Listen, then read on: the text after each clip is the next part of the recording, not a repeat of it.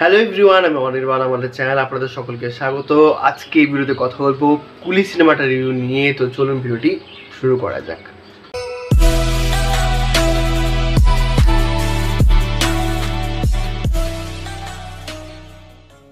তো আপনারা হয়তো ভাববেন যে আজকে অন্য ব্যাকগ্রাউন্ডে এই চাদর ফাদর নিয়ে কী করতে। তো দেখুন কি বলবো, মানে কুলি সিনেমা দেখে না আমার জ্বর চলে এসেছে। মজা করছি।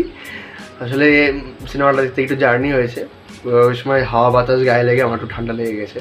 আমার শরীরটা এমনিতেই সেন্সিটিভ বিষয়, এই ঠান্ডা লাগার বিষয়। তো যাই হোক, এবার সিনেমাটা রিভিউয়ের কথাতে আসি। আমার সাথে একটু অন্যরকম এক্সপিরিয়েন্স হয়েছে এই সিনেমাটা নিয়ে। দেখুন, আমি যখন প্রথম দিন মানে একদম রিলিজের আগের দিন একটা ভিডিও করেছিলাম, আপনারা হয়তো দেখেছেন। তো আমি খুব এক্সাইটেড ছিলাম সিনেমাটা নিয়ে। তারপরে যখন এই রিভিউ শুনলাম যে নেগেটিভ আসছে, তখন আমি কনফিউজ হয়ে গেছিলাম যে দেখতে যাবো কি যাবো না। তারপর ভাবলাম যে দেখিয়ে আসি, এবং তাই না এতদিন পর দেখতে গেলাম।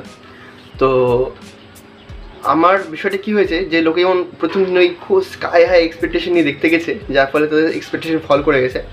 তো আমি গিয়েছিলাম কোনো রকম এক্সপেকটেশন না রেখে, যে বাজে হয়েছে তাহলে আর কি, দেখি কি হয় এরকম ভেবে।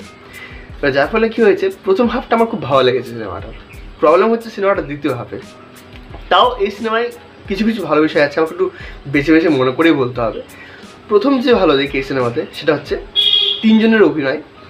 রজনীকান্ত, নাগার্জুনা এবং সৌবিন, এই তিনজন খুব ভালো কাজ করেছে। মানে সবচেয়ে ভালো কাজ যদি বলি, সৌবিনের কাজ ভালো হয়েছে। সেকেন্ড হাফে তার কাজ ভালো, প্রথম হাফেও তার কাজ ভালো। হ্যাঁ, তাকে গোটা সিনেমায় তার যেরকম রেজ, দেখতেও খুব ভালো লাগে। রজনীকান্ত এই বয়সে এসেও, মানে 50 বছর তো তার হয়ে গেল ইন্ডাস্ট্রিতে, এই বয়সে এসে তার যেরকম এনার্জি, তার যেরকম তাকে দেখলে যেরকম আর কি ভালো লাগে, গোটা ছবিতে তাকে দেখতে খুব ভালো লাগে। এবং প্রথম হাফে তিনি একটু হিউমার কমেডি করেছেন, মানে ডায়লগের মাধ্যমে বেশ মজাদার কমেডি রয়েছে, সেগুলো কিন্তু বেশ ভালো লাগে। আর অ্যাকশন যেহেতু করছেন, সেগুলো দেখতে ভালো লাগে। তো রজনীকান্ত থ্রু আউট সিনেমা খুব ভালো। নাগার্জুনা, তিনি খুব ভালো ভিলেন হতে পারতেন, কিন্তু মুশকিল হচ্ছে যে তাকে ঠিকমতো ইউজই করা হয়নি। যেটুকু জায়গায় তিনি পেয়েছেন সেখানেই ভালো। তাছাড়া তার মধ্যে যে রুথলেস ব্যাপারটা, যে তাকে দেখে যে একটা ভয়ের মতো যে কাজ করা, হ্যাঁ, সেটা কিন্তু হবে না। তো নাগার্জুন তার মতো বেশ ভালো কাজ করেছেন। এছাড়া অন্যান্য চরিত্রে শ্রুতি হাসান, সত্যরাজ, ওয়েস্টেড। এরপর যদি ভালো জিনিস বলি, সেটা হচ্ছে সিনেমার ফার্স্ট হাফটা বেশ মজা লাগে, যেহেতু সেখানে বিভিন্ন সুতোর জটগুলো দেখানো হয়, কী কী আর কি হতে চলেছে। এটা একটা মানে মনে হয় যে খুলে দিল। আস্তে আস্তে আমরা গল্পে ঢুকছি, বিল্ড আপটা সেখানে বেশ ভালো লাগে। কিছুটা ইমোশনাল ফার্স্ট হাফে রয়েছে, এবং অ্যাকশন সেখানে নেই, কিন্তু ভালো লাগে। রজনীকান্তের কমেডি রয়েছে, ভালো বললাম। একটা টুইস্ট আছে, যেটা আমার জন্য বেশ কাজ করেছে। মানে টুইস্টটা আমাকে একটু চমকে দিয়েছিল, কিন্তু ইন্টারভেল ব্লগটা ভালো নয়। তো ফার্স্ট হাফটা তুলনামূলক ভালো। এবার আমি আস্তে আস্তে এই ছবির নেগেটিভে ঢুকবো, কিন্তু তার আগে লাস্ট যে জিনিসটা ভালো বলবো, সেটা হচ্ছে অনিরুদ্ধের বিজিএম। মানে এই লোকটা ছিল বলেই সিনেমাটা আর কি উতরে গেছে। এই লোকটার জন্য অনেক সিনেমা উতরে যেতে পারে। জেলারও ব্লকবাস্টার হয়েছিল এই লোকটার বিজিএমের জন্যই। তো ভাই আমরা অনিরুদ্ধের যুগে রয়েছি। জাস্ট অসাধারণ তিনি। তার ব্যাকগ্রাউন্ড মিউজিকগুলো যেভাবে সিনগুলো এলিভেট করে দেয়, বেশ ভালো। তো আমার মোটামুটি এই সিনেমাটা নিয়ে পজিটিভ বলা এখানে শেষ। এবার নেগেটিভ দিকে যাচ্ছি। সিনেমার সবচেয়ে যে নেগেটিভ বিষয়, সেটা হচ্ছে দ্বিতীয় হাফের রাইটিং। একটা সিনেমার প্রাণ হচ্ছে সেই সিনেমার রাইটিংটা। সেই রাইটিংটা যদি ঝুলে যায়, সেখানে পারফরমেন্স হোক, অ্যাকশন হোক, যাই আপনি দিন না কেন, সিনেমাটা কিন্তু উতরাবে না। এখানে সেটাই ঘটেছে। দ্বিতীয় হাফে আপনি বুঝতে পারবেন যে, দেখুন গল্পটা কিন্তু খুব সিম্পল। হ্যাঁ, আমি কিন্তু ট্রেলার দেখে বুঝে গেছিলাম, হ্যাঁ, যে গল্পটা কী হতে চলেছে। তো সেই সিম্পল গল্পটাকে দ্বিতীয় হাফে এতটা জটিল করতে গেছে যে আপনি কনফিউজ হয়ে যাবেন যে কী গল্প করছে, এটা কী হচ্ছে। দেখবেন অনেকগুলো পর ইভেন্ট হবে, হ্যাঁ, কিন্তু সেগুলো ইম্প্যাক্টফুল না।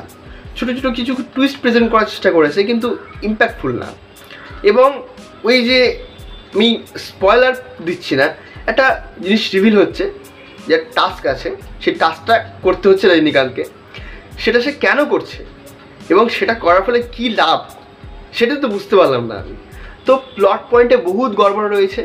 সেখানে যে টুইস্টগুলো দিয়েছে কাজ করেনি, যে ইভেন্টগুলো ঘটছে কাজ করেনি। এবার বিষয় হচ্ছে ক্যামিও।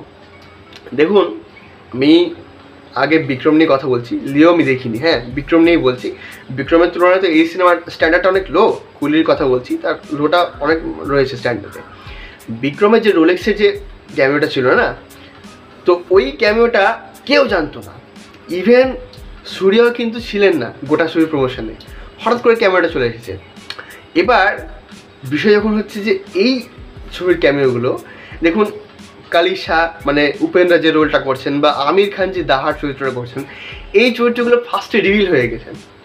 আমরা না বিশাল এক্সপেক্ট করে ফেলেছি যে এই আমির খান মধ্যে বিশাল একটা অ্যাকশন করবে, ঠিক আছে, বা উপেন্দ্র হয়তো বিশাল কিছু একটা ইম্পর্টেন্ট রোলে আছে। বাট আলটিমেটলি তাদের যে ক্যামিওগুলো আসছে কোনো রকম ইম্প্যাক্ট নেই।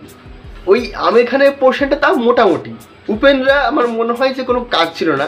আসলে লোকেশ যে ভুলটা করেছে আমি বলি, লোকেশ এই গোটা ছবিটা না আপনি প্রথম থেকে দেখবেন যে যারা আর কি অভিনয় করবে স্টার কাস্ট, তাদেরকে নিয়ে বেশি এক্সাইটেড, তাদেরকে নিয়ে বেশি বেশি পোস্ট, হ্যাঁ অনেক কথা বলেছে লোকেশ এই স্টার কাস্ট নিয়ে, বা আমির খান বলেছে নিয়ে, চৈচু দাহা নিয়ে। কারণ এই চরিত্রগুলো নিয়ে আর কি সিনেমার গল্প তেমন নেই, গল্পটা খুব সাধারণ, আমি বলে দিলাম। তো এই যে চরিত্রগুলো স্টারকাস্ট, মানে এই স্টারকাস্টগুলো আর কি স্ক্রিনে যখন আসবে লোকেরা পাগল হয়ে যাবে, সেই জন্যই মেলডি রাখা। হ্যাঁ, রাইটিং লেভেল তো সিনেমাটা ভীষণ বাজে, মানে দ্বিতীয় হাফে যে এত কিছু ঘটছে আমি জাস্ট শান্ত হয়ে দেখছি, রেস্টুরেন্ট করে দেখছি কিচ্ছু মজা পাচ্ছি না। মানে একটা যে মাস মোমেন্ট, যে চিৎকার করবো আরে বাপরে কী সিন হচ্ছে, সেই মোমেন্ট একদমই নেই। এবং সেই জন্যই সিনেমাটা এত ঝুলে গেল। একটা সিম্পল জিনিসকে সিম্পলভাবে প্রেজেন্ট করা যেত, কিন্তু এতটাই খারাপ হলো সিনেমাটা যে লোকেশে আমরা বিক্রম দেখেছি, কাইচি দেখেছি, সেই সিনেমার এত সুন্দর সুন্দর রাইটিং, সেখানে এত সুন্দর মুমেন্ট, সেই মুমেন্টগুলো নেই। ইমোশনাল এখানে কাজ করে না। অনেক ক্যারেক্টার যেহেতু রয়েছে, কোন ক্যারেক্টারটাকে জায়গা দেবে সেটা ঠিকমতো বুঝতে পারেনি। ক্যারেক্টারগুলো যে আসছে, ক্যারেক্টারগুলো যে ইম্প্যাক্ট ফেলবে তাও কিন্তু নয়। ইভেন লোকেশের একটা আগের সিনেমার একটা রেফারেন্স, আগের মানে কোন সিনেমাটা ঠিক বলবো না, একটা রেফারেন্স আছে ছোট্ট করে, সেই রেফারেন্সটাকে জাস্ট ইউজ করে সেখানে, তার কিন্তু কোনো রকম ইম্প্যাক্ট নেই। এতটাই গল্পে প্রবলেম রয়েছে এই ছবির। এবং আমি আশা করিনি যে এই সিনেমাটা, দেখুন প্রথম হাফটা দেখে তাও মনে হচ্ছিলো যে হ্যাঁ এই সিনেমাটা বোধহয় ঠিক মতো হয়নি, বা ভালো হয়তো হয়েছে, লোকে হয়তো পছন্দ করছে না, কি হয়তো বিক্রম লেভেলের হয়নি বলে হচ্ছে না।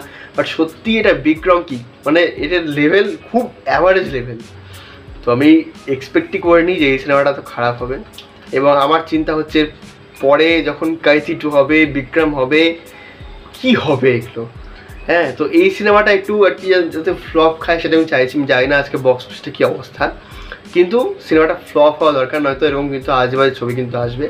আর লোকেশ, তাকে এমনি আমি এত এক্সাইটেড থাকি, তার আমি কাইচি দেখেছি, মানাগারাম দেখেছি, বিক্রম দেখেছি, এত ভালো ভালো ছবি, বাট হঠাৎ করে কী যে হলো। আর হ্যাঁ, আরেকটা কথা, লোকেশ বলেছিল যে আমি 2 বছর ফ্যামিলির সাথে একদম ডিট্যাচ হয়ে গেছিলাম, মানে ফ্যামিলির সাথে কোনো রকম যোগাযোগই ছিল না এই সিনেমাটার জন্য। কি ভাই, এটা তো পুরো স্ক্যাম করে দিল। এই বছরটা 2025টা একদমই স্ক্যামের বছর যাচ্ছে। কী কী সিনেমা এসেছে ভাবুন, সিকান্দার হলো, AR মুরুগাদাসের অত ভালো পরিচালকের একটা ছবি, সিকান্দার গেল, কাঙ্গুয়া গেল, রেট্রো এটা অ্যাভারেজ রিভিউ পেয়েছে, গেম চেঞ্জার বা ঠাগ লাইফ 2025 পুরো স্ক্যামের বছর যাচ্ছে। আর জানি না কী কী স্ক্যাম হবে। তো এই ছিল আমার রিভিউ। ভিডিওটি ভালো লাগলে লাইক করুন, কমেন্ট করুন, শেয়ার করুন, আমাদের চ্যানেলটি অবশ্যই সাবস্ক্রাইব করুন। ধন্যবাদ।